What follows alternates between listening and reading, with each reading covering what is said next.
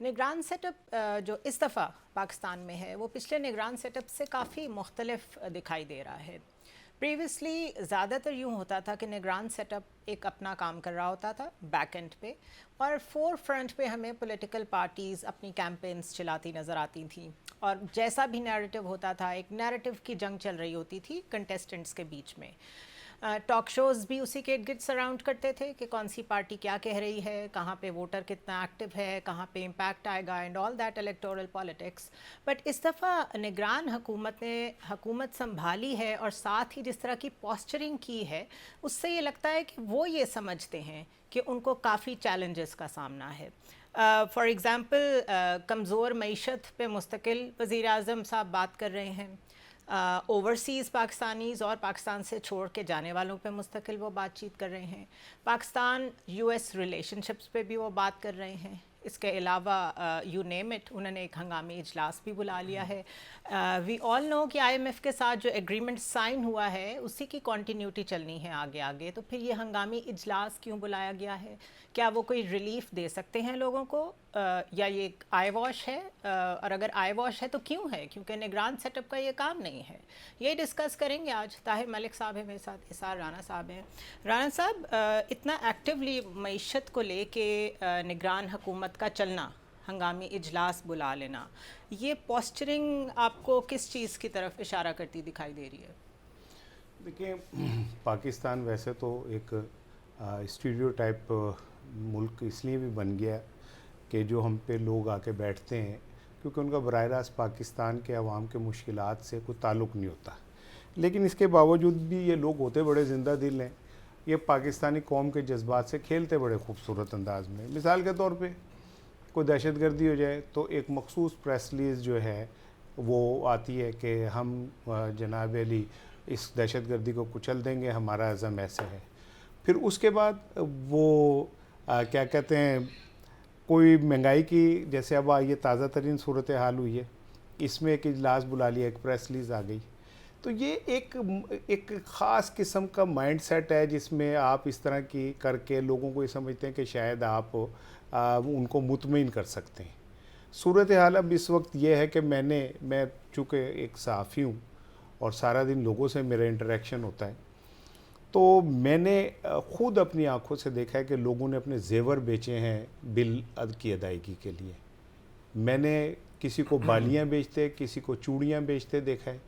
मैं एक दुकान पे गया और वहाँ जाके मैंने और कुछ चीज़ ली, उसने मुझे जो रेट बताया मैंने उसे कम बताया तो उसने कहा जी दे दें। तो मैंने उसे कहा कि यार आपने तो बहस ही नहीं की।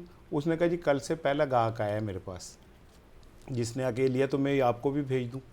और उसने कहा कि मैंने अपने बेगम का जेवर बेच के इस दुकान का किराया दिया। लेकिन बदकिस्मती से जो ये लोग टाइयाँ बांध के एयर कंडीशन हालों में बैठ के इंग्लिश में बातें करके और ये कहते हैं हमने इजलास बुला लिया। इजलास बुलाने से क्या हो जाएगा? आड़ियाँ जाड़ियाँ तो हम पिछले 75-76 सालों से ही देख रहे हैं, और क्या देख रहे हैं? आप यही करते हैं कि हमने इजलास बुला। आपको तो फिर अगर आप इजलास बुला के ही बिजली के बिलों का मसला हल कर सकते हैं तो आपसे बड़ा नाअहल आदमी कोई नहीं कि आपने इतना बड़ा बहरान क्रिएट कर दिया। लोग भूखे मरने लग गए, लोगों की तनख्वाहों के 60% जो हैं वो बिजली के बिलों में जाने लग गए, और आप कहते हैं जी हमने इजलास बुलाया। ये सब एक ड्रामेबाजी है। जो वज़ीर आज़म ये कहता है कि उसे कहा जाए कि जी ब्रेन ड्रेन हो रहा है, हमारे बच्चे पाकिस्तान छोड़ के जा रहे हैं, तो कह रहे हैं तो क्या हुआ? तो फिर तुम किस लिए वज़ीर आज़म हो? ये रियासत पाकिस्तान ने तुम्हें इसलिए बिठाया कि हमारे बच्चे अगर मुल्क छोड़ के जाएं तो तुमको क्या हुआ? तुम्हारे बच्चे जाए ना तुम्हें छोड़ के बगैर किसी वजह के और सब रोटी के लिए, तो तुम्हें पता चले कि तुम किस जगह पे बैठे हो। और ये जो कहते हैं जी हमने मुल्क को, वो जो पीछे ज़ेर तामीर वो वज़ीर ख़ारजा और एक अताई वज़ीर आज़म हमारे गले पड़ गया था कि जी हमने मुल्क को डिफ़ाल्ट से बचा लिया। आप जब श्रीलंका डिफ़ाल्ट में था ना, तब भी श्रीलंकन लोगों की ज़िंदगियाँ हमसे करोड़ दर्जे बेहतर थीं। हम बगैर डिफ़ाल्ट के उस जगह चले गए हैं जहाँ श्रीलंकन डिफ़ाल्ट के बावजूद नहीं पहुँचे थे। श्रीलंका की आपने बिल्कुल सही मिसाल कोट की है मलिक साहब। श्रीलंका जब डिफ़ॉल्ट हुआ था और वो जो विजुअल्स हमने देखे थे, उसके बाद कोई 6 महीने का टाइम गुजरा اس دوران انہوں نے اپنی گورنمنٹ بھی سیٹل کی، جن کے اوپر لوگوں کا غصہ تھا وہ حکومت نکالی گئی، دوسری گورنمنٹ انٹرم سیٹ اپ آیا، ود ان 6 months انہوں نے بھی IMF سے ٹرانش سیکیور کی اور آج وہ پھر اپنے راستے پہ چل پڑے ہیں۔ میں آپ کو ہر ملک اسٹارٹنگ فرام یونائٹڈ کنگڈم مثال دے سکتی ہوں کہ سب نے کسی نہ کسی سٹیج پہ IMF سے قرضے لیے ہیں، اپنی ریسٹرکچرنگ کی ہے اور پھر آگے اپنے راستے پہ چل پڑے ہیں۔ پاکستان آج بھی وہیں کھڑا ہے جہاں 1950 میں جب سے ممبر بنا تھا، 23 پروگرام کوئی بھی کمپلیٹ نہیں، آج بجلی کا بحران ہے تو ہنگامی اجلاس، وہی جو رانا صاحب کہہ رہے ہیں، ایک ہی جیسی کاپی پیسٹ ہوئی پریس ریلیزز، پریس کانفرنسز، یہ سب باقی سیاستدان تو کرتے سمجھ آتے تھے، نگران حکومت یہ سب کیوں کر رہی ہے؟ دیکھیں زنیرہ، کہتے ہیں نا فلاں کام ہوتا ہے وہ آئین اور قانون کے مطابق ہوتا ہے۔ الٹیمیٹلی جو کسی بھی سماج کی چیزیں ہوتی ہے کامن سینس ہوتی ہے، لاء کی بھی جو ماں ہوتی ہے نا وہ کامن سینس ہوتی ہے۔ میں آپ کو تھوڑی سی بتاؤں، پہلے تو نگران کی سچویشن میری سمجھ سے باہر ہے، جو میں کامن سینس کی بات کر رہا ہوں۔ پہلے دن ان سے پوچھا گیا کہ جناب آپ الیکشن کب ہوں گے، تو انہوں نے فرمایا یہ تو الیکشن کمیشن کا کام ہے۔ ٹھیک ہے، میں کو اچھا، میں آپ کو بتا دوں کامیڈی کیا ہو رہی ہے، اس میں میڈیا بھی شامل ہے ویسے۔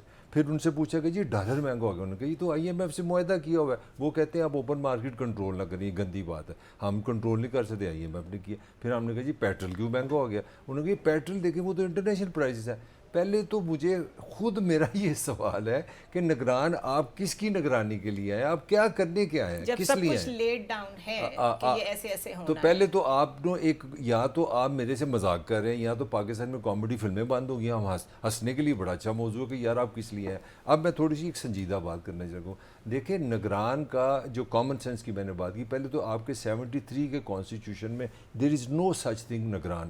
ہوا یہ کہ 79 میں پاکستان میں الیکشن ہوئے، 1977 میں، جب شاید آپ 100% پیدا نہیں ہوں گی، مارچ میں الیکشن ہوئے تو وہ رولا شور ڈال کے اپوزیشن نے کہا جی کہ یہ دھاندلی ہوئی ہے۔ دھاندلی کی ایک تحریک چلی، لاٹری نکل آئی جنرل ضیاء کی، وہ 5 جولائی کو جناب وہ ڈنڈا سوٹا لے کے آگے 90 دن میں الیکشن کراؤں گا۔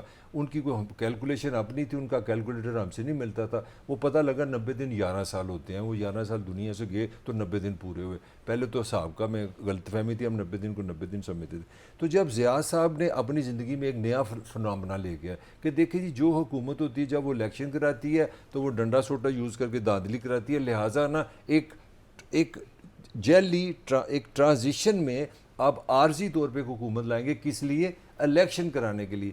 ہماری یہ ٹریجڈی ہے کہ 73 میں ایک چیز کا وجود نہیں تھا آئین میں، پھر ہم نے اس کو ایڈ کیا، اور اب 2023 میں ترقی کی ہوئی ہے کہ وہ صبح پریس کانفرنس کرنے لگے ہیں، وہ اہم اجلاس بلانے لگے ہیں۔ میں آپ سے 1 منٹ آپ دونوں سے معذرت کے ساتھ زیادہ لوں گا، تھوڑے سے 4-5 میں آپ کو چیلنجز بتاتا ہوں جو 75 سال میں نہیں حل ہوئے، یہ 3 مہینے میں کس طرح پورے اگر آپ یہ حل بتا رہے ہیں نا تو میں چاہ رہا ہوں میرا ٹائم بھی آپ لیں، لیکن یہ حل ایک دفعہ ضرور نہیں، حل اس کا یہ ہے، صرف پھر ایک حل ہے، ان کا صرف اور صرف ایک کام ہے، فیئر اور فری الیکشن، جو آپ 75 سال میں نہیں یہ مام کرا سکے۔ ہم سارے اس پہ ذمہ دار ہیں، اور میں سمجھتا ہوں کہ یہ میڈیا کا بھی ڈرامہ ہے کہ ہم نے یہ سوال پیدا کیا کہ آپ کس لیے ہیں۔ آپ صرف اور صرف ایک کام ہے آپ کا کوئی کام نہیں معیشت، آپ کا یہ رانے کا یہ رونے دھونے ہیں، ہم نے اپنے جو منتخب بندہ ہے اس کے گریبان کو پکڑنا ہے۔ ابھی ہم نگران حکومت پہ تو بول رہے ہیں، صرف ایک چیز کہ کب الیکشن ہوں گی اور وہ فیئر فری لیکن ہوں یہ گے، بتا نو دیں تھرڈ کہ تھنگ۔ ان نگرانوں سے پہلے کے بھی کچھ نگران بیٹھے ہوئے ہیں جو کہ 90 دن کو کب کا کراس کر چکے ہیں، نہ سپریم کورٹ کی بات سنی گئی،